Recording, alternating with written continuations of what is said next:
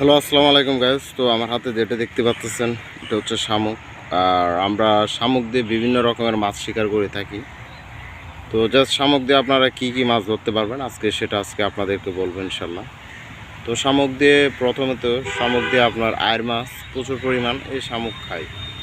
আপনার ভিতরে যে অংশটা আছে এটার যে ভিতরে যে অংশটা আছে ওইটা আপনারা ভিতর থেকে বের করে নেবেন। আর ভিতরে তো আপনারা ওইটা ভালো মতন বরকির মধ্যে গেঁথে আপনারা মারতে পারেন। তো ইনশাল্লাহ অবশ্যই বরকি খাবে। তারপর দ্বিতীয় হচ্ছে আপনার চিতল মাছও কিন্তু এই শামুকটা বেশি পছন্দ করে। তো সেক্ষেত্রে আপনারা চিতল মাছও আপনারা ধরতে পারেন, কোনো সমস্যা নাই, ইনশাল্লাহ আপনারা চিতল মাছ পাবেন। 3 নাম্বার হচ্ছে আপনারা বোয়াল মাছ, কিন্তু এটা কিন্তু প্রচুর পরিমাণ বোয়াল মাছও খায়। আপনারা বড় বরকিতে যদি ভালো মতন গাঁথতে পারেন তাহলে ইনশাল্লাহ অবশ্যই বোয়াল মাছ আপনারা কনফার্ম পাবেন। তারপর হচ্ছে আপনার গজার মাছ তো অবশ্যই খাবে, গজার মাছে কোনোটা বাদ দেয় না। কিন্তু শামুকটা এমন একটা প্রয়োজন একটা জিনিস, যে জিনিসটা যারা মাছ শিকার করে তারা কিন্তু অবশ্যই শামুকটা বেশি অংশ ইউজ করে।